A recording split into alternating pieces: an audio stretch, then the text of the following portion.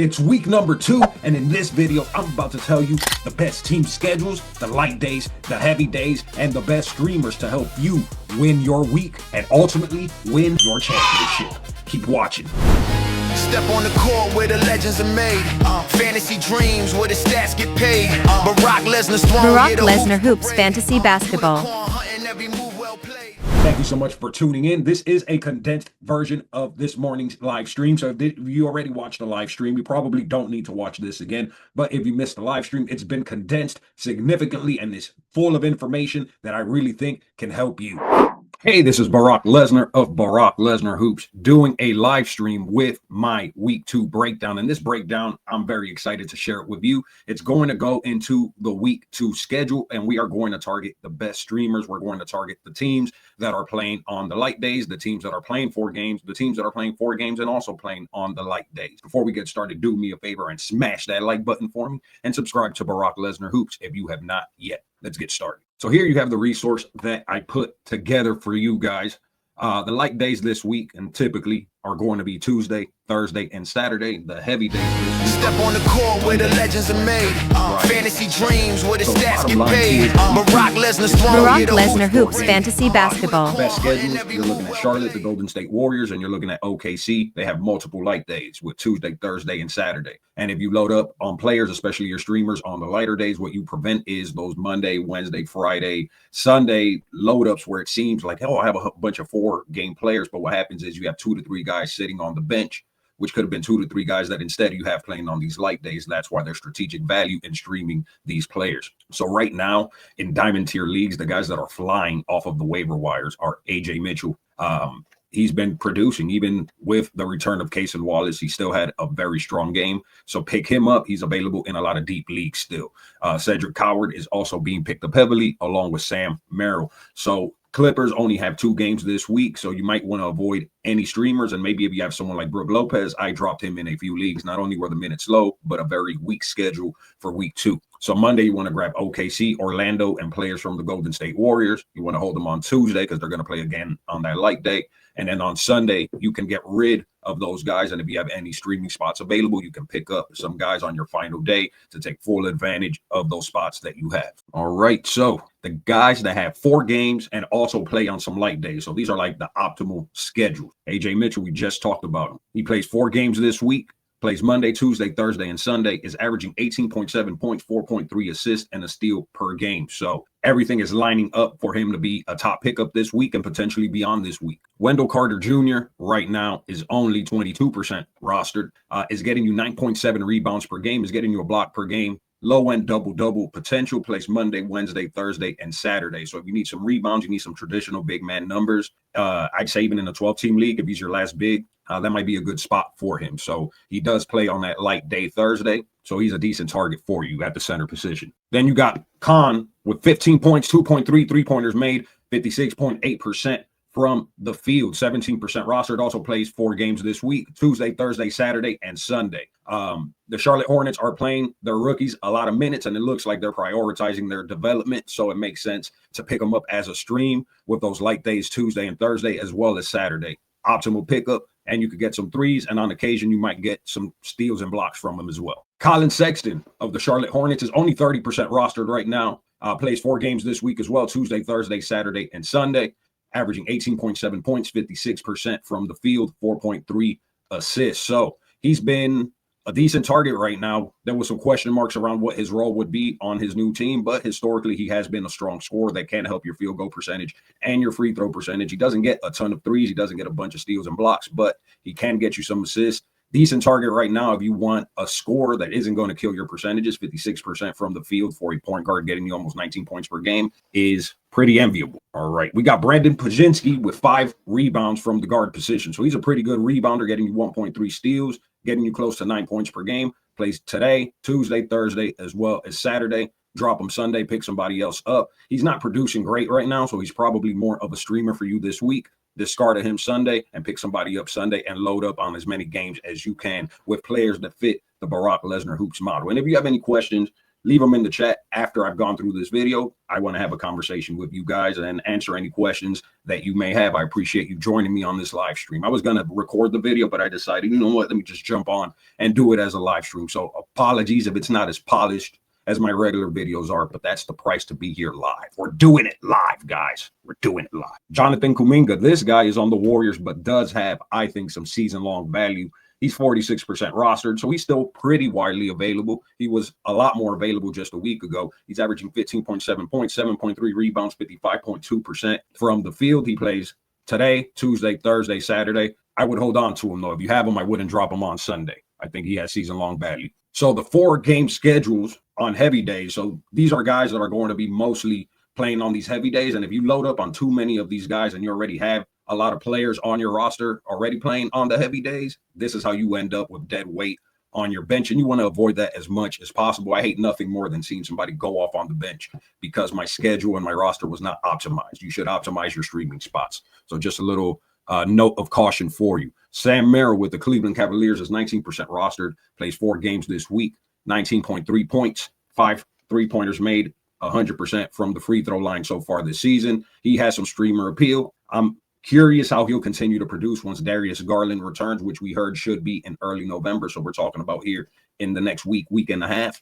But I think he has the potential to help you potentially a lot for the rest of the season. Grayson Allen, 25% rostered, has 4 games this week as well. Plays today, Wednesday, Friday, and Sunday, averaging 15.7 points and almost 4 3-pointers made while getting you 5.7 assists. Only 25% rostered, guys, and Jalen Green is not back yet. And I don't believe they've announced when he should be returning, which means that Grayson Allen, at least for the short term, has some 12-team value. Kelly Oubre, the Tsunami Poppy, is only 13% rostered, plays 4 games this week, making him a deep league gem. He's averaging 14.5 points, a steal, 56.3% from the field. So he's a guy you can normally pick up because he's a reliable scorer and can get you some steals. His percentages tend to be spotty, especially from the free throw line. But as a streamer, you could do a whole lot worse, especially in a deeper format. He plays today, plays tomorrow, plays Friday, and plays Sunday. Quentin Grimes is another high potential player on that 76ers roster. It seems like they're just loaded with young guys blowing up on a nightly basis. Quentin Grimes plays 4 games this week, just like Tsunami Poppy, but he's getting you 17 points, 3 3-pointers made, and shooting 100% from the free throw line, and has that light game tomorrow. So if he's available, you might want to give him a look. So these are the players that are trending real big right now. We just talked about him a little bit earlier for Cedric Howard with the Memphis Grizzlies. The Memphis Grizzlies guard rotation is decimated right now. They are hurting, and Cedric Howard has stepped up and is owning the opportunity. He's getting you 19 points, 2.7 3-pointers made, shooting 70.4% from the field. He is the top pickup in Diamond Tier leagues right now. So go give your waiver wire a look. And if he's there, even in a 12-team league, maybe some 10-team leagues, pick him up and see if he could continue this hot streak. Now, do keep in mind, we just started week 2. So what you're seeing right now may not be sustainable. So don't drop anyone that might have stronger, safer value for the rest of the season just because they had a slow start, and then somebody that's relatively unknown and teams aren't game planning for you. Because what happens is these guys start really hot. So then opposing teams go, well, we can't continue to ignore him. We have to game plan specifically to stop him. And they'll watch hours and hours of footage. They'll go through all the data, figure out his exact weaknesses. And now before you know it, this guy that you thought would kill for you all season is now shooting 35% from the field and really hurting your team. So don't drop any season-long value for somebody just because they've gone off in the first week. Another note of caution. Trey Jones, 12.5 points, 8 assists, getting you 1.5 steals per game. I love him because of the assist-to-turnover ratio as well as the steals potential. Kobe White is out a couple of weeks dealing with a calf injury, which means he should have plenty of runway to help you for the next couple of weeks at least, and potentially even the rest of the season if he continues to play like. So the light day specialists. So these are guys that don't have 4 games, but the 3 games they do play happen to fall on the light days. And if you think about it, is it more helpful to have a 4-game week if they're going to be on the heavy days and end up on your bench? Or is it better to have that 3-game week where it's all on your light days? That's how you avoid that dead weight. Ryan Rollins on the Milwaukee Bucks is only 11% rostered right now. He's another deep league gem that's getting you 4.3 assists, 2.7 steals, 4.3 rebounds. He plays Tuesday, Thursday, and Saturday. Ideal streamer. Probably not going to have strong season-long value once you have Kevin Porter Jr. back, which should be in the next several games, hopefully. So we had a couple of guards that started the season in underwhelming fashion have some pretty decent games. Dennis Schroeder, 38% rostered, averaging 16.3 points, 7.3 assists, 2.3 3-pointers made. Plays Tuesday, plays Wednesday, and plays Saturday. D'Angelo Russell, 29% rostered, averaging 10.3 points, 4 assists, and getting you 2 3-pointers. Had a very strong game last night after laying a couple of eggs his first couple of games. Somebody else I have my eye on this week is Ajay Green with games on Tuesday, Thursday, and Saturday. He's getting you 13.3 points, 2.1 3-pointers made, shooting 43.3% from the field. He's another player that I think on this Milwaukee Bucks team has some season-long value. They gave him a pretty sizable contract, and when the team pays someone, the best way to get a return on their investment is to give them minutes and the opportunity to pay off as an investment. So Ajay Green, only 8% rostered. I predict we'll see that closer to 30% here in the next couple of weeks. So some other players for you to consider that are some solid depth options that are still widely available. Dylan Harper, 27% rostered, plays 3 games this week. Is averaging 16 points, 5 rebounds, 4.3 assists. He has games on Monday, Thursday, and on Sunday. So you get the light day on Thursday for a guy that had a really strong game last game and should have some opportunity until De'Aaron Fox returns, which I don't think we've had a target return date as of yet. Kevin Huerter, more of a deep league special, only 6% rostered, plays 4 games this week, Monday, Wednesday, Friday, and Sunday, but he's averaging 13.6 rebounds and 3 assists, which is nice production for a guy that's available in 94% of the league. So if you're in one of those deeper formats, Kevin Huerter is a guy that you should consider picking up. Rui Hachimura, 26% rostered, plays Monday, Wednesday, Friday, and Sunday, so all heavy day action from him. But still widely available on waiver wires. Luka Doncic is out for the next week at least, dealing with a leg issue, and he's dealing with a finger injury as well, which means that Rui Hachimura steps up in the pecking order on an offense that's already also missing LeBron James. So I think he makes for a strong streamer this week, unless you already have a lot of guys playing on the heavy days for you. Keldon Johnson, only 6% rostered, plays 3 games this week. Another deep league gem. I picked him up in one of my really deep formats just as a screw it. It's Sunday. I have the slot. Maybe he'll do something for me. In the past, he's been a pretty legitimate scorer that didn't really get you steals or blocks. But so far this season, averaging 12.7 points, 7 rebounds, 63.6% from the field. And he does play on Thursday, which is one of those light days. So even though he only has 3 games, he could potentially be more helpful than a 4-game week player that is just going to end up on your bench on one of those heavy days. All right, so that is my week 2 breakdown. I'm about to minimize this and see if you guys have asked any questions. Do me a favor if you have not yet and subscribe to Barack Lesnar Hoops. I know a lot of you watch these videos and haven't subscribed, but it really helps. I'm on the verge of 4,000 subscribers. It's taken me way longer than it should have, but I haven't put in the commitment that I should have into building this community. But I promise you, I'm putting in that commitment right now. All right, let's see what we got. We got a salute to you as well. I haven't covered Portland much yet, no, but you know what? Let me do some more research because I don't want to pull something out of my rear end. But if you have any specific questions, let me know now. Would you drop Beal or Isaiah Collier for Ryan Rollins? I mean, Isaiah Collier, you should be able to put him in your IL slot. So if you don't have an IL slot, though, there's no point in carrying dead weight. Beal, there's just a lot of mouths to feed. And even if there weren't a lot of mouths to feed on the Clippers, he's just shown himself to be a very unreliable player as far as his health. So that would concern me with Beal. But it's still so early that you also don't want to be the guy where Beal goes on a healthy stretch and is doing what Chris Middleton is kind of doing in Washington and producing better than people may have thought. Jeremy seems to disagree with me, though, and says that Beal is a waste of time. That's a very strong response. So maybe Jeremy's correct on that one.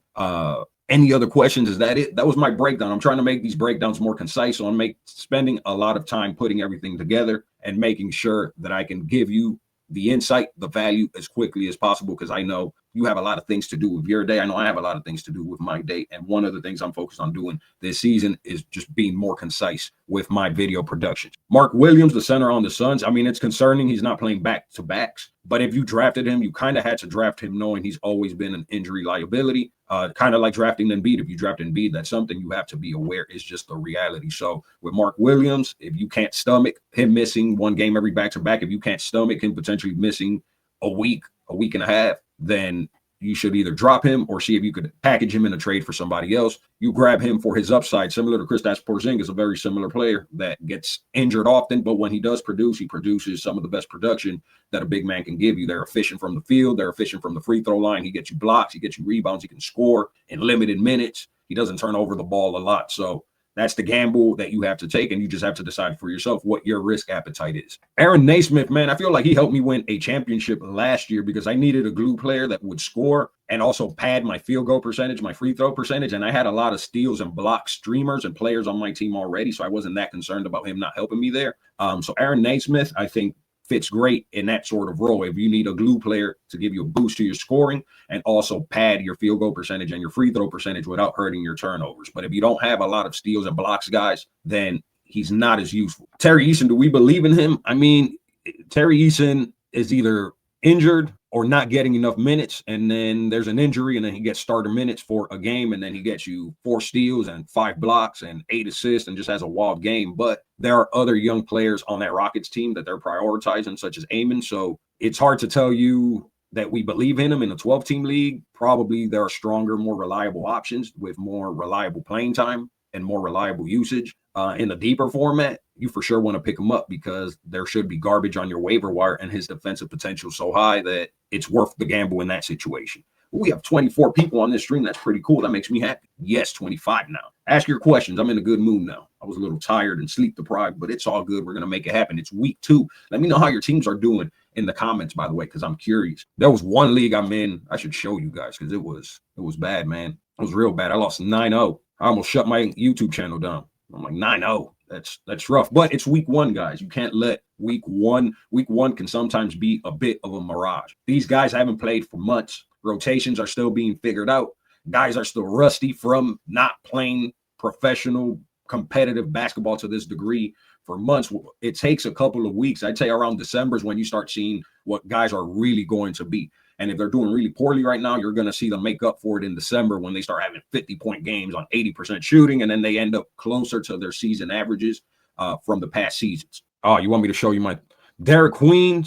Derek Queen has some upside as well. I looked into him the other day because a friend of mine that I play in one of my leagues brought him up and said, hey, I really like Derek Queen on the Pelicans. So definitely the upside is there. And DeJounte Murray, if he does come back, isn't coming back, I'm assuming, until closer to January or February. So there should be some value there, at least in deeper formats. Jeremy says he followed my advice this year in all leagues, and he is pleased with the results. Salute to you. Hey, man, I've been playing since 2007, I want to say. And before I ever started a channel, I wanted to start a channel way before I did. But my thing was, I don't want to make a channel and share expertise if I'm not an expert. It wasn't until 2018 that I decided to finally start my channel. And at that point, I had been Diamond Tier like 7 different times. So at that point, I thought to myself, I can share this insight. Now, today, I'm 100% confident that this formula that I share with you is tried, it's tested, it survived different eras of the NBA. You just have to think, when I first started playing, the NBA had a lot of big men playing from the post. The Suns were really the only team playing in a way that teams play now. Now, every single team plays like the Suns were playing back then when Sean Marion was the #1 fantasy basketball player. If you've been around long enough to remember that, give me a comment, give me a ding, do something to let me know that you remember that. Reed Shepard is starting to scare me, man. Not only did they not start him in the minutes he's getting, he's being really inefficient, and he was inefficient his rookie season as well. I chalked it up to, it being his rookie season. But what I was banking on was with Fred VanVleet being injured, that they would want to play him as a traditional point guard. They invested an early round pick on him just last season. But like I said before, it's still really early in the process. I saw him on the waiver wire in a different league and was strongly drawn to try to pick him up. I didn't end up doing it, but to me, that shows there's still value to be had, and that if you panic drop him now, he might get it together in the next few weeks, start putting up some really strong games, might secure that starting role. And if he doesn't get that starting role, if he gets 28 to 30 minutes per game, he could be really useful. And now you regret the fact that you dropped him. That's always the chance that you have to take anytime you make these drops. You might feel good about it today, but what will you feel in a month when you're looking at your team and the guy you believed in and gave up on is doing exactly what you predicted he would do, and you didn't trust your instincts enough? So I'm holding on just a little bit longer, but I'd say if by next week I don't see an improvement in his role, I don't see an improvement in his minutes, and I don't see an improvement in his efficiency, I'm probably going to cut bait. Do I see Rollins maintaining 25 to 26 minutes per game? That's a good question. I think it's definitely possible on this new look Milwaukee Bucks, but until they have Kevin Porter Jr. back playing his full allotment of minutes, it's really hard to say how reliable that production is. I'm assuming you have Kevin Porter Jr. higher in the pecking order. You have Gary Trent Jr., who's competing for those guard minutes, and then you have Green, who's also playing for those minutes. In a deeper format, I'd feel a lot safer with him. 14 teams or deeper in a 12-team league, I would hold off for right now. Vincent says, let me tell you why Barack Lesnar Hoops is my number one for fantasy. The other channels can tell you who to draft, but only Barack Lesnar Hoops can show you how to build a team. Man, I love Fiverr. If you pay somebody enough money, they will go on your stream and leave you a kind review. No, I'm just kidding. I didn't meet that guy on Fiverr. That's a guy that really feels that way, and that makes me feel nice. So thank you so much for sharing that, Vincent. Mark Williams. We just talked about Mark Williams a little bit ago. If you can't stomach his injury risk, then I would suggest cutting bait and just not losing sleep. He's a very boom or bust pick. That's what Mark Williams is. This is the best way to put him. Excuse me, guys. Anything else? Should I show you my teams? Yeah, let me show you my teams. Why not? I have you here. I still have 24 of you here. That's wild. I love it. Let me show you my team. Let's share screen. Let's move this over here, and then let's add it to the stage so that you can see it. But here's one of my teams. Very strong performance, and I missed Luka for my last game. And actually, this is a good idea because then you can see for yourself how it is that I construct my teams and the sort of players that I have. I have Austin Reeves and Luka Doncic. So even though I lost Luka, what ended up happening is Austin Reeves had a 50-point game. Let's go look at his game he had. He had 51 points, 11 rebounds, and 9 assists. So to handcuff Austin Reeves to Luka was definitely the right choice there. I have Devin Vassell. I like his upside as a guy that's going to get me some threes and is going to get me some scoring. Grayson Allen, we talked about him earlier, a nice glue player that has a strong schedule this week. And let me know what you think about my team in the comments. Does it fit the build that I speak of often? Derek Lively, I'm kind of regretting picking him up. I actually considered very strongly dropping him, but then I told myself, gave myself my own advice. Hold off. It's still early. Anthony Davis has made it clear he does not like playing that much center. So that kind of opens up the need for there to be 30 plus minutes from a legitimate center instead of Anthony Davis playing center. But it's disappointing that even with Daniel Gafford playing, he's not playing a ton of minutes. A lot of that is he's pretty foul prone, but that could also be still very early in the season. So I ultimately held off on dropping him. But if you're holding Derek Lively right now, let me know how you're feeling about him because I'm curious. Kevin Durant, feel strongly about him, especially pairing him with Austin Reeves and Luka Doncic whenever I do get him back. Draymond Green has been pretty dope so far this season, and I grab him because he gets you a lot of assists from the center position. His field goal percentage and his free throw percentage are low, but he also doesn't have a ton of volume. So if I build a strong enough team with my field goal and free throw percentage, which is why I overvalue that as far as my core, I can bring somebody like Draymond Green and not really hurt my percentages and still take advantage of the areas in which he does help me, such as the assist from the center position. That's when your teams become really difficult to beat, when you have that sort of flexibility with your roster. And he's only getting you 2.5 turnovers while he's getting you some steals and he's getting you some blocks. So Draymond Green, I'm very happy with where I picked him up. In most leagues where I picked him up around like 110. And right now it says he's producing at a top 56 level. But this Yahoo UI is wonky and untrustworthy. So take that with a grain of salt. Nikola Vucevic, a guy I think almost every season is very undervalued. And I end up drafting him on a lot of different teams. And I end up not regretting him because he's kind of like Jokic, except Jokic gets you a lot of steals and obviously much better production. But Nikola Jokic is the first overall player. Nikola Vucevic is a guy you could grab at 50 to 55, and you're getting like 70% of a Jokic. That's a pretty fair trade-off, and I value him because he can get me a lot of rebounds. He could score, and he could get me some volume scoring. He could get me some volume free throws, and they're both good. And when you pair a lot of players that can help you in both categories on volume, that's when you can then bring a Draymond Green and not hurt your percentages. That's why I also have DeMar DeRozan. DeMar DeRozan is another guy. You can see here shoots 84% from the free throw line, 47, almost 48% from the field. So that's another, and he helps me with my assist to turnover ratio, which is something else that I value. So when I compare DeMar DeRozan and Vucevic as my support players that can boost my percentages, and I can still draft guys that can get me steals and blocks, maybe with my streaming spots. That's why I have Alex Sarr on my team. I drafted him because I love his 3-and-D potential. He hasn't been taking as many three-pointers this season, which should actually help his field goal percentage, and it has been helping his field goal percentage. But he's getting you now 2 games in a row, got me 3 blocks. I didn't even draft him to get me assists, but he's gotten 3 or more assists 3 games in a row. So just like Draymond, when you can have a center that's getting you defensive numbers and also getting you assists, that's when your team becomes incredibly hard to beat in categories. Show you what other guys I have on my team and how I feel about them. We got Tyrese Maxey, rank of 24 right now. That's because he shot 35% his last game, but he started the season with a 40-point game on 54% shooting, made 7 of his 8 free throws, hit 7 3-pointers. The assist to turnover ratio is great. So if you see what I'm telling you, the players that I drafted fit really nicely together. And I was able to draft this team because I did all of the prep work necessary to know who were the ideal players for my build. A lot of players go into a draft not thinking at all about what their final structure is going to look like. I know what I want my final structure to look like, and then I reverse engineer it with the players that are going to fit that build. That's why I spend so much time with you guys teaching you my benchmarks.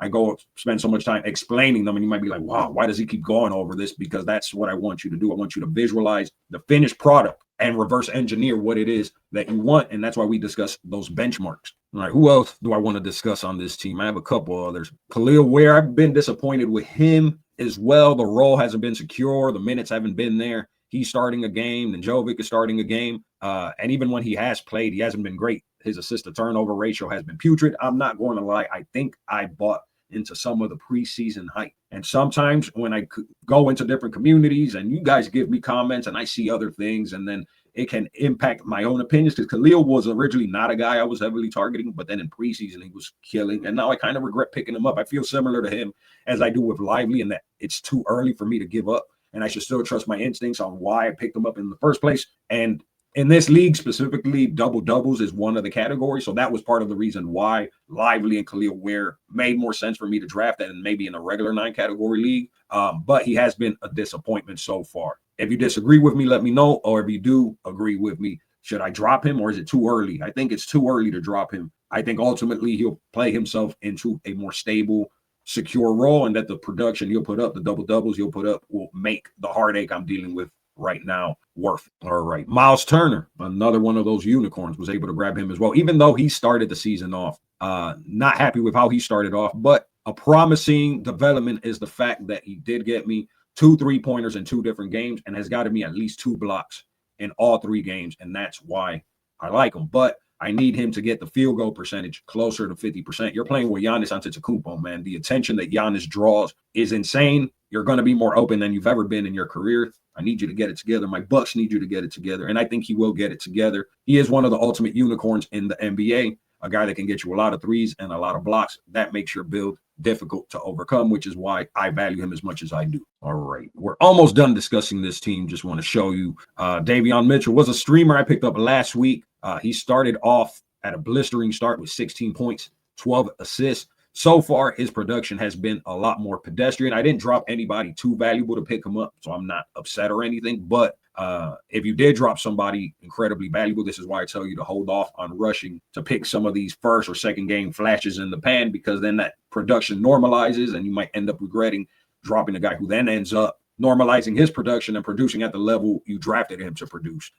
Davion Mitchell right now is a streamer. Long-term value is a little more questionable, especially once Tyler Hero returns, which shouldn't be for a few months still. Really pick this guy up if you want the potential for assists and the potential for steals, and he's not going to get a bunch of turnovers, but his field goal percentage and his free throw percentage is going to be mediocre. And then I have Luka Doncic. He's the last player. He was my first overall pick. He is injured for the next week. Hopefully, it says he'll be reevaluated in 1 week, so potentially could be longer than that. My only saving grace is that I drafted Austin Reeves, so a lot of that value is going to transfer to Austin Reeves, which is why handcuffing your more injury-prone players to the guy that would benefit if they got injured is a very smart strategy. It worked out for me in this scenario, and even when Luka is healthy, Austin Reeves is still putting up 25-plus points and still producing. So those sort of decisions, if you stack them correctly, are what make you a champion, and that's what makes you a diamond tier. Just not so much knowing what to do, it's more about knowing what not to do. And one of the things you want to know not to do is, if you have an injury-prone guy, not have an insurance policy if they do get injured. All right, I'm going to answer some questions and then wrap this video up while we still have some of you guys here. Actually, no, I want to show you one more thing that I think is really cool. Let's look at my matchup. So for my matchup, it's not looking good for me according to these projections against who's next. So I have 48 games remaining. He has 48 games remaining. I'm projected to lose the majority of my categories, but the fantasy basketball wizard gives me a projection of how far away I am in certain categories. So I can see immediately I'm within reach for my assist to turnover ratio. I'm within reach for my projected double doubles. I'm ahead in steals, but not by a huge amount. Rebounding, he's about 21 projected away, which is within reach, but maybe not the category I want to focus on if I am going to stream. Now, points is within 40, so I think I can make up 40 points with just some guys scoring more than they're projected to score. So that's within reach. Free throw percentage, absolutely within reach. That's margin of error. And then field goal percentage, he's projected to do much better from there. And if you want this functionality on your own Yahoo UI, and I believe you can get on ESPN as well. I only play in one ESPN league. Yes, you can have it there. But the Fantasy Basketball Wizard, it's what allows you to have these projections. And what I'll do is I can go and experiment with my team and see how I can, let's say, Derek Lively. It says I'm losing free throw percentage. I am winning blocks. So if I go, what if I got rid of Derek Lively and only played him 2 games? Does that do anything wrong? My free throw percentage went up. My blocks, I'm still winning it. So what if I just don't play him at all? Not playing him at all, my projection just went up. So now I'm projected to go 3-7. So not enough to make a huge difference in the result, but maybe the end result, if I do end up losing, isn't as bad. Or some of these categories, because these are projections, these are not predictions. These are just a calculation and a projection of what you should end up at. So this assist to turnover ratio might actually go in my favor, and now it's 4.6. Or this double-double where he's at 4 and I'm at 4.8. I end up squeaking 2 more double-doubles than projected, and I win that category, and now I win the week just because I was able to project that I was too low on free throw percentage and make the changes that I needed to make. And that's not even the only tool that you get with the Fantasy Basketball Wizard. So I love going here to research. I'll go to transaction trends, and I like to see what diamond players are doing. Who are they picking up and why? Who are the best players in fantasy basketball targeting at this moment? I'll go here, filter by ads. That's available players. Let's do all players. And that's how I come up with a lot of the players that I choose to talk about to you. It's based on these diamond player trends. But one of the things that the Fantasy Basketball Wizard does, it immediately gives me a breakdown of what games that player has coming. This is not a feature of Yahoo. This is the Fantasy Basketball Wizard that allows me to do this. So he has 4 out of 4 games remaining for Cedric Howard. With Trey Jones, 4 out of 4. So I can go down the list and immediately identify who has games and what days they are playing those games. So now I know immediately what the light days are, or if I'm picking the guy that plays 4 games, but the 4 games just happen to be on the heavy days. Like here's one right now. The upcoming games are Monday, Wednesday, Friday, Sunday. So if I'm already loaded up on my heavy days, I'm probably going to avoid picking them up. So if you want that tool, you can go to sportswzrd.com and use my promo code BLH because you get a pretty significant discount on this tool. I have it. I've been using it for years, and the tool only continues to improve.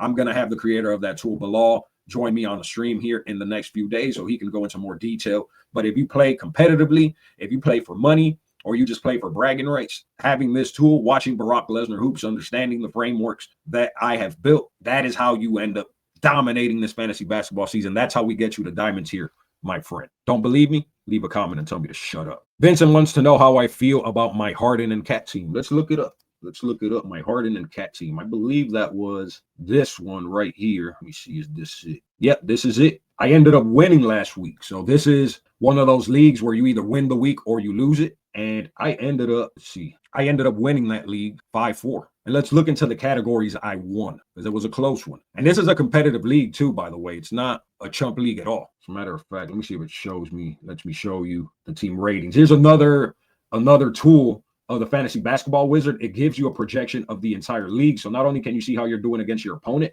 but you can see how you matched up versus the rest of the league that week. So if I would have played these 3 teams right here, I would have lost a week, but I would have beat the majority of the other teams. So that can kind of give you an indicator of what teams you have to be careful for, what categories they're beating you in right now today, so that when you match up against them later, maybe I know I'm playing a guy next week that I'm projected to lose 3-5 against, and maybe I can make the perfect pickups for the week I face him, so that then I have an advantage in something that's a weakness. So another great feature of this Fantasy Basketball Wizard. What I wanted to show you, I think they show you the ratings and levels here. So here are the ratings and levels. So this is a very competitive league. Besides me, top of the rank, you have 4 other diamond tier players. So very competitive league. And then you have 3 platinum players after that. So this is one of the most competitive formats you're going to find on Yahoo. For those of you who think that I only play in taco leagues, now you know it's only partially true. But we're going to go. I want to show you my matchup for last week, since you asked how the team went.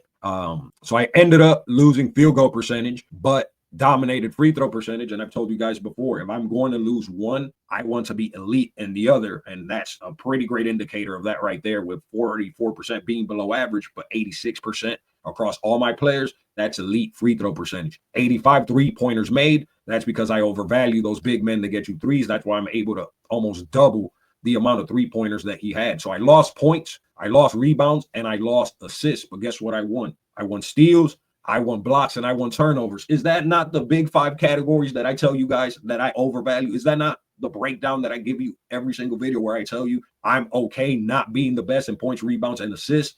People overvalue those, and they overvalue those, and then they lose the margin categories. Here's a perfect example. Now, it's not like I destroyed him. He could have ended up beating me in steals. He could have ended up beating me in blocks. But despite him winning assists, I won turnovers. So what difference does it make if you win assists every week if you're going to lose turnovers every week? And even then, I was within 13 assists from him. So I could have potentially still beat him in assists and still been competitive in turnovers. So that's why I tell you all the time to really protect your percentages, really target those steals and blocks, keep the turnovers low, and target guys that can get you 3-point. I want my big men to get me 3-pointers. I don't want more than like 2 guys on my roster to get me no 3-pointers, which is why I kind of feel iffy about having Khalil Ware, having Lively, and also having Draymond Green, who doesn't get you a ton of threes, though he can get you some. What do you think of that team I just showed you? Do you feel it fits the Barack Lesnar Hoops build that I was just telling you about? I feel like I just showed you 2 different teams of mine that I've put together, and both of them in competitive leagues. We can go look at that other league because that one's pretty competitive as well. Let's go look at it again. Actually, this is a 3rd team of mine. I want to show you one of my other leagues. This is one of my subscriber leagues, and I was able to win against a diamond tier player. This guy actually has a better rating than me. Good friend of mine, watches the channel. I've been competing against him long before I had a channel. See if we can look up the levels here on this league. Yeah, look, he's ahead of me. There's 2 people in this league ahead of me.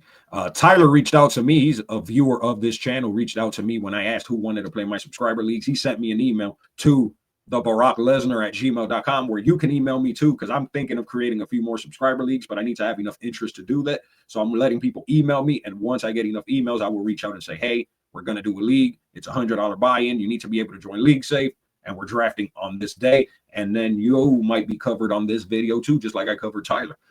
But this league is almost all platinum and diamond tier players, with only 2 players not qualifying. And I know Jeremy's a friend of mine, and he's a strong player. I think he doesn't play in a ton of leagues, but he's not a chump by any means. So this is a very serious competitive league. And I want to show you my team so that you can see I try to be very consistent between the advice I give you and how I actually build my teams and strategize. So in this one, I have James Harden. And again, this is a much deeper format. There's a lot more roster spots, and it's also 12 teams. So you're going to see a lot of fringe value on my roster. But James Harden, Ben Shepherd, I picked him up as a streamer while Andrew Nembhard is out with an injury. Peyton Pritchard had a very strong game. I felt he started off pretty weak, but last game got you a double-double with 21 points, made 8 of his 16 shots, got me 4 assists, only 1 turnover. That's the sort of production I wanted when I used like a top 70 pick on him.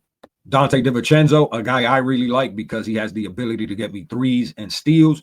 Jimmy Butler, I like him not only because of his schedule this week, but another guy that can get me a lot of points efficiently. You can see, look, 50% from the field, 82% from the free throw line. Is going to get me steals, isn't going to turn the ball over a lot.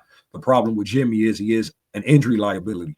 Then I have Mikal Bridges, another guy, high field goal percentage, high free throw percentage, is getting me threes, can score for me, and can keep the turnovers low. These players all fit the build. Now, Chris Middleton probably wouldn't have him in a 12-team league, and after starting off really strong his first game, has normalized, but he's still getting 20 or more minutes, and in this deeper format, he's worthy of being on my roster. But in the 12-team league, if you have him, you could probably move on. Keldon Johnson, I told you I picked him up yesterday, and he ended up playing 29 minutes, made 19 points, 6 rebounds, hit 2 3-pointers, made 5 of his 9 shots. Did get me a steal, didn't get me any turnovers. Not a guy I'm picking up for assists, not a guy I'm picking up for steals and blocks, but if he can help my field goal percentage with some volume scoring, that is something that I value. John Collins, even though he hasn't had the greatest start to his season, I think it's actually it's not too bad. The turnovers is what I don't like. I don't want my big man getting me 4 turnovers, but he's stealing the ball. He did get you 2 blocks the first game, but typically I want to see more blocks from him, at least 1 per game. Still a very small sample size. He can get you at least 1 3-pointer per game. And the field goal percentage, 52%, free throw percentage, 87%, And the Clippers also have a very strong fantasy basketball playoff schedule in a lot of different settings. So look at what your playoff schedule is. That's why I overvalue John Collins, and that's why I have him on my team. But you see consistently, I have these guys with a really high field goal percentage, a really high free throw percentage, and they're doing it on volume. So they're doing it on several shot attempts. They're doing it on several free throw attempts. And they're also getting me 3 steals, blocks, and they're not turning over the ball a lot, even though in this scenario, John Collins is turning the ball over way more than he's getting me assists. Typically, I don't like a negative assist to turnover ratio, but he's helping me in enough of the benchmark side value that I'm going to deal with it. Who else can we discuss? Brook Lopez, same situation, except the minutes aren't there. We knew that going into the season. I was optimistic he would get closer to 20 to 25 minutes than the 15 to 19 that he's been getting, even in limited minutes. I mean, he's gotten you 5 blocks combined in the last 2 games. For a deep format, he deserves to be on my roster. And again, with that Clippers schedule, he's a guy that can help me with my threes and my blocks. So 2 3-pointers made from the big man position, 51% from the field. Even though it's not on a lot of volume, it's still useful production for such a deep format. Keon Ellis, normally pick him up, especially because of his ability to get you some threes and also get you a good amount of steals. So I pick him up as a steal specialist that isn't going to turn the ball over a lot. So now you see me strengthening up my steals and blocks with a player like Keon Ellis with one of my last picks. So at the same time, Brook Lopez is boosting my blocks, Keon Ellis is boosting those steals. And if you build your team right, that's where these fringe players are suddenly so much more valuable because they fit my build. They're not hurting my percentages. They're getting me those steals and blocks, and they're not hurting my turnovers. And I'm not tripping as much about the points, the rebounds, and the assists, even though I do value them. I don't ignore them completely. I'm just not going to sacrifice my field goal percentage, my free throw percentage, my turnovers, or my steals and my blocks in pursuit of points, rebounds, and assists. I'm just not going to do that. Normally, I'm just going to target guys that can do those things while still meeting the efficiency metrics that I want. One of those guys is Norman Powell. This is actually a trade I made, and I'm curious what you guys think. So originally, I drafted Giannis Antetokounmpo, and I also had Joel Embiid. I think I got too cute with that draft and immediately regretted drafting Giannis Antetokounmpo. And people might think I'm crazy regretting drafting Giannis Antetokounmpo. The thing is, if you've been listening to me, I value free throw percentage a lot. And Giannis destroys my free throw percentage. Giannis does not get a lot of steals and blocks. He did once upon a time. So already you're talking about 3 of the categories I value. He's essentially hurting me in. He can turn over the ball a lot. So that's another category that hurts me. Yes, he's going to get me a ton of points. He's going to get me a ton of rebounds. He's going to get me a great amount of assists, but he also doesn't get me a lot of threes. Now, if you've been listening to my format, my framework, Giannis is the exact opposite player of how I like to build my team. So if I grab all these players I've been showing you all video and then put Giannis there, not only are they not helping Giannis's weaknesses, and all of a sudden Vucevic isn't helpful because he's not getting me steals and blocks either. DeRozan isn't getting me steals and blocks either. And Giannis is destroying how efficient they are from the free throw line. It doesn't matter how efficient they are. Giannis has just destroyed that.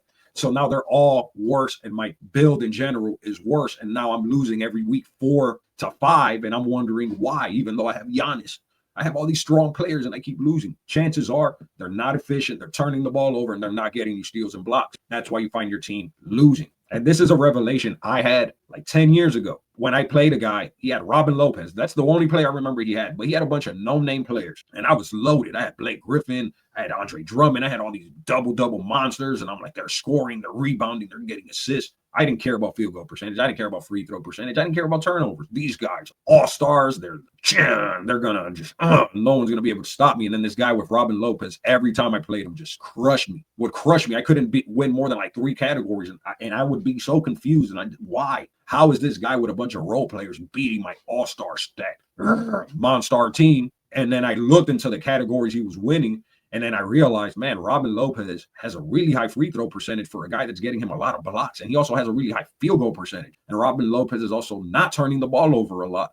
And then I realized he was beating me in all the categories I was ignoring. And that was such an aha moment in my mind. And ever since then, that's when I really activated. And that's when I went from being like a platinum, a decent, strong player to just a really dominant fantasy basketball when I made that realization. And ever since, that strategy has survived different eras. Steph Curry had not changed the NBA yet, and it still works to this day. Apply it to your own teams and let me know what success you have. I'm going to wrap up this team. I'm sorry. This is why I don't do live streams. This is why I have to do an edited video so I can shut myself up via editing. Anthony Davis, I didn't draft. Like I told you, I had Giannis, and I traded Giannis away along with Joel Embiid, and I traded away like a backup center on the 76ers. And I got in return Anthony Davis, Nikola Vucevic, who I told you I love, and I also got Norman Powell. So I converted essentially one of my worst picks into Norman Powell, but I had to give up Giannis. And this guy made me the offer, which was a great offer. And he clearly reviewed my team and knew,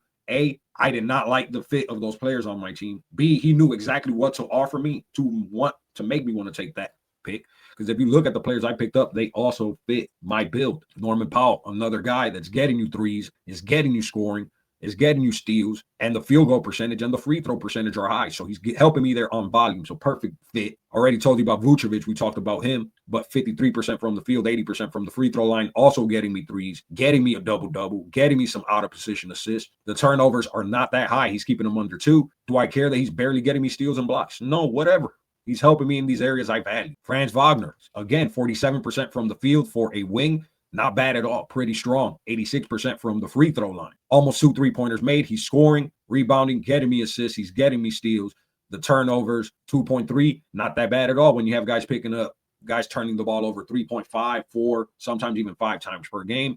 That 2.3 is nothing. And the Orlando Magic are another team that have a very strong fantasy basketball playoff schedule at the end of the season. I also have Goga Bitadze, and I pick him up mostly as a block streamer. The minutes are not consistent. He doesn't play more minutes than like 17 to 18, 20 if you're lucky. And if Wendell Carter Jr. is healthy, he's just typically not going to get enough production. But in this deeper format, he does get me a lot of rebounds. He can get me a good amount of blocks in limited minutes. So it makes sense for me to have him rostered. Because even with all things considered in those limited minutes, he is a rank of 103 right now. And that's mostly because of the really high field goal percentage, a decent amount of rebounds, and the shot blocking potential. And he doesn't turn over the ball a lot. And even when he does hurt you from the free throw line, he actually hasn't even been hurting you that much, but he typically doesn't take enough to make a huge dent in either direction. And then we have Reed Shepherd, who we discussed earlier in the video. I picked him up because of his steals potential, his assist potential. The steals potential has been proven. He's getting threes as well. 4 steals combined the last 2 games, 5 3-pointers combined the last 2 games. But he also has 5 turnovers combined the last 2 games, and is shooting 27% from the field the last 2 games, which is horrible. I hate that. He's hurting my free throw percentage as well. So his ownership is dropping like cement shoes on a victim of the mafia being thrown into the bay. That's how quickly he's being dropped. So if you want to give up on him, it looks like a lot of people already have. I still think it's too early. We saw in preseason the way he was capable of. I think we'll see him do better than he's doing. But if you choose to cut bait, I probably would have drafted somebody else based on how he started. But in this deep format, his upside is probably much better than whatever I'm going to find on the waiver wire.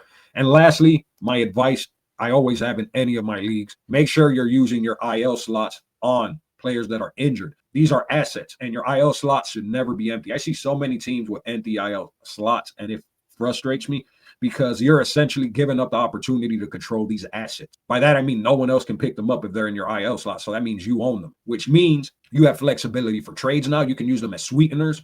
Or if you know, let's say I know DeJounte Murray and Jaden Ivey are on the verge of returning and helping my team. Now, all of a sudden, maybe I'm like, you know what? Norman Powell is disposable for me. I'm going to package him with Peyton Pritchard, and I'm going to bring a really strong player, and then I'm going to activate DeJounte Murray. And essentially, I gained a very strong player, and DeJounte Murray replaced the overage I had to give up to get that strong player. That's why I tell you the IL slots are so valuable, and if you're not using them to their full capacity, you're giving up a lot of potential value. You're giving up a lot of ammunition in trade. You're giving up a lot of leverage. The season will pass, and these guys will become valuable quick. The moment it's heard, oh yeah, he's coming back next week, these guys are going to be tremendously valuable. But right now, since it's so early in the season, people don't care about them, and you can get them pretty easily. So if you have that free IL slot, please make sure you're using them. DeJounte Murray's only 32% roster, so he might be on your waiver wire right now. Jaden Ivey, I know he's gone for like the next month. He had surgery on his knee, but when he was healthy last season, he was averaging 17.6 points per game with 4 assists, 46% from the field on 14 field goal attempts. The free throw line, not great there, but a lot of potential to be the second option on that young Detroit Pistons team for a guy that's widely available. So the moral to the story is use your IL slots if you are not. All right, let me see. I'm going to go and see some of the comments. VJ Edgecombe, is he a flash in the pan product in your opinion or good money? Nah, man, he's really athletic. The team already said they want him to start. So that's a great sign. I don't think it's a flash in the pan. Will that be as good as he's going to be? No, I think you would want to temper your expectations, but I think realistically, he can be a guy that helps your team in a 12-team league. What I really consider with a guy is the role secure or the minutes secured. Will he have the opportunity to keep showing off his natural talents? If the minutes are not there, then don't take the chance. If the minutes are there, they should be there, but also Paul George hasn't returned. So how does Paul George factor into the minutes? If Paul George is back and healthy, if Joel Embiid is playing, does he get enough touches to be useful? We haven't seen what that looks like, and until we have, we can't really make a smart determination either way. He's shown enough upside that you want to hold him until we are able to cross that bridge. Vincent says he won 5-3 because my point guard after 75 video helped him. That's what I love to hear, man. That's what I want my videos to do above all else, is help you guys have as much success as possible with your fantasy leagues. Just a bold creation. How did I get a badge? Are you talking about my diamond tier badge? If you play on Yahoo, you get a rating based on your record. So if you're on Yahoo, you should have a badge, and you could go to it the way I just showed you. You go to your league, and then there's something that says view team ratings, and it should show you what you're rating, if that's what you're referring. What do you think about Bub Carrington? I just dropped him earlier. It looks like I picked the wrong young player to bank on. I thought he would be doing what Keyshawn George is doing right now, and he still has the potential to. But you also have CJ McCollum. They're kind of playing the same role, taking a lot of touches. Still very early, but I want to watch him from the waiver wire for right now and see more consistency. And also, you don't even have Bilal Coulibaly back in the mix yet. Once he returns, that's going to throw things in flux. Shaedon Sharpe, ton of potential as a scorer. His free throw percentage doesn't tend to be as high as I want it, so he tends to be one of those guys that I don't target heavily, but I think he's useful in a lot of different builds, and the Blazers seem to really prioritize him, and he should have enough usage and touches and shots to be helpful, but I don't think I'll be targeting him heavily. Guys like Jaylen Brown, he kind of reminds me of like a Jaylen Brown where he can score, but Jaylen Brown's another guy, even though he's a great scorer that helps you in different categories. His free throw percentage doesn't tend to be where the steals and blocks aren't where I want him. He tends to be more turnover prone that I like. The assist to turnover ratio isn't ideal. They're like small things, but by reducing the amount of players like that I have on my team, the closer I can get to my ideal build. The MVP is here. The MVP is you guys that sit here and watch my videos. Smash that like button for me, subscribe, click the bell notification. Truly, you're the reason that I do this, and I want you to know how much it means to me. So if you can continue supporting me, continue leaving your comments, continue watching my videos every week until the end, I'm eternally grateful to all of you. You're the real MVP. So thoughts on Cason Wallace? I love Wallace because he fits my build as a guy that helps your percentages, gets threes, gets you a lot of steals, not a lot of turnovers. And since I don't overvalue points, rebounds, and assists, he tends to be more valuable for my build than he is to somebody that does overvalue that volume production. He's another one of those sneaky guys that you can pair with a Keon Ellis, you can pair it with a Brook Lopez, and you're just sneaking by with really strong steals and blocks. And you're sneaking by with stronger rebounding than they're expecting. And when they look, they're like, who's Goga? I don't know who Goga is. Who's Keon? I don't know any Keons. But they're losing steals, blocks, field goal percentage, free throw percentage, turnovers to you, and probably losing threes as well. I drafted both Paul George and VJ, so I cuffed them. Smart. Always smart to have a hedge. How many players that miss back-to-back games is too many? I'd say you want one max, because you have to consider the thing with the back-to-back guys, the game they missed, now you have to pick up a player just to make up the game that one of your core pieces just missed. So now you have multiple players doing that. Now you've just used two pickups just to get back to where you would have been if you had a guy that isn't missing back-to-back. So I would say one max, and they have to have huge upside. Huge upside. If they're not scoring the hell out of the ball, if they're not getting you a bunch of blocks when they play, if they're not boosting your field goal percentage, I'm talking guys like Kristaps Porzingis and Mark Williams. You don't want two of them. You want one of them at most, but they have to be like top of the league guys when they do play. Thoughts on Keyshawn George from the Wizards? I love his upside. His last game was more pedestrian, but those first two games showed the upside he possesses. And last year he did well also. This is only his second season. The Wizards clearly really prioritize him. So I think even once Bilal comes back, he should have a fairly strong role. So hold on to him for right now. I would hold on to him for the next week or so, at least, before I would even consider dropping him. And I'm talking about in a scenario where he lays a few bad games in a row. I wouldn't panic drop right away because he's really showing his upside. Is head-to-head or cumulative scoring better in categories? Let me make sure I'm understanding the question. So that's like win one for the week where you end up with a final record like I won 15 and lost 3 versus I won 7 categories this week and adding them up over the season. I like cumulative if that's what you're talking about, I prefer that because you still get rewarded for a very strong week. Sometimes maybe you just lost a category by like a hair, but you can still walk away with 4 wins versus in those scenarios where it's a really close matchup and then you only get the loss registered and that loss counts the same as a guy who got destroyed that week. I feel like that format's not as fair. It's more competitive for sure, and it makes you be more on your P's and Q's because there's more value in a week, but I find it more fun when I can accumulate my win. Tari or Jabari?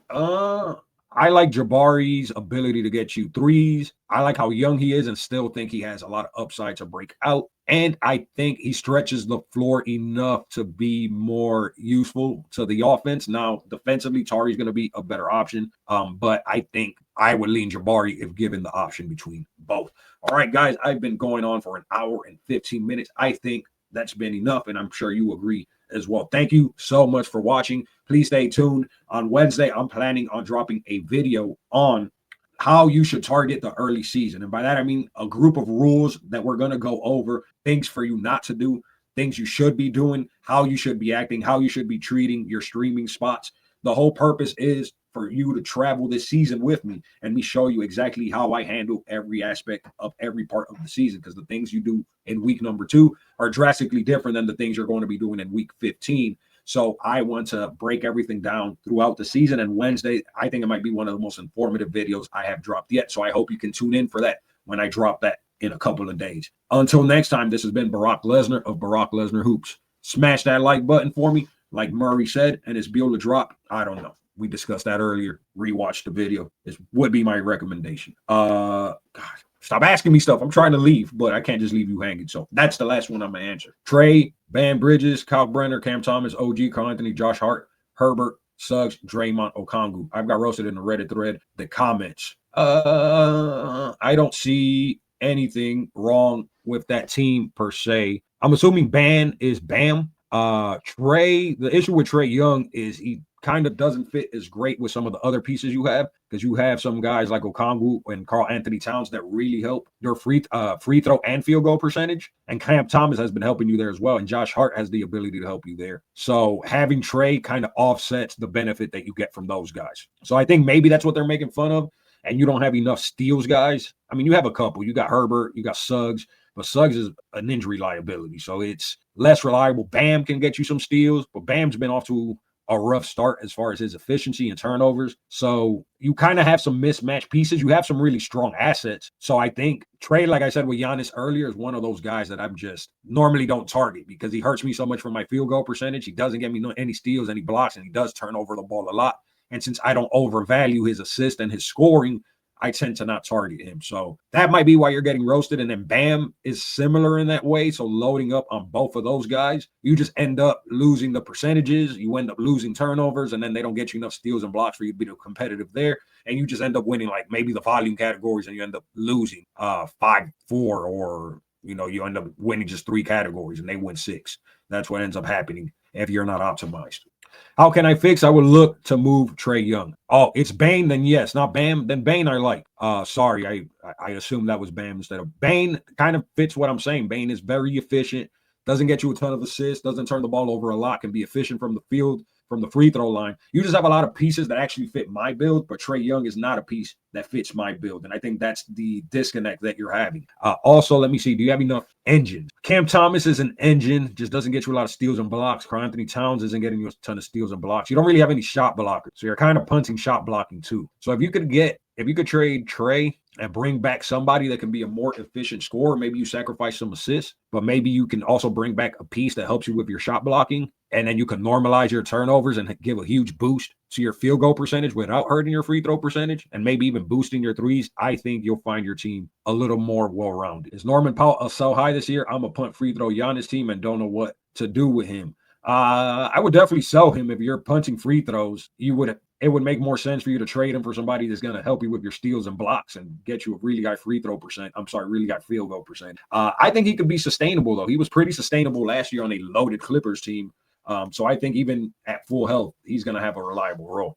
You are very welcome. And hey, man, don't listen to Reddit. Is one of the most miserable places on planet Earth. It's a bunch of incels, and they often don't know nearly as much as they pretend they do. So just don't even listen to it. They've talked crap to me, and I have more credentials than the majority of the clowns that would say something. But you got to be above the fray and just get the results. And even if you didn't build the ideal team right now, there are so many waiver wire pickups we're going to discuss throughout these weeks. We're going to pick up guys that are on the waiver wire right now who are going to end up being top 25, top 30, top 35, top 40 players. And we just have not discovered them yet. And we will discover them together. So use that as motivation, win, and then just know that you dealt with a clown that didn't know what they were talking about. That happens to me all the time. All right, guys, I'm going to really go now. Thank you so much for watching. Until next time, this is Barack Lesnar of Barack Lesnar Hoops. See you.